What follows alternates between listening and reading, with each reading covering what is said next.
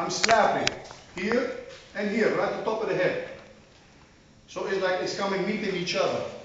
He's expecting it, he's prepared now. Someone not prepared, not expecting it, he's fucked. I'll tell you. So it will look like this. Yes, it's a shock. So there's no need to push. I'm going to show you the options what you do.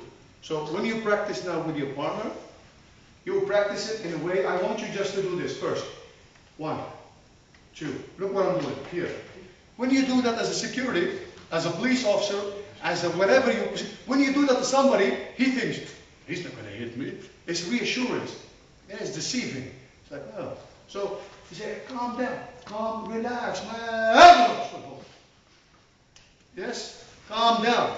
1, right here. So when you do it, boom. When I whistle, all I want you to do is just to tap. A little bit hard. Line up in front of your partner.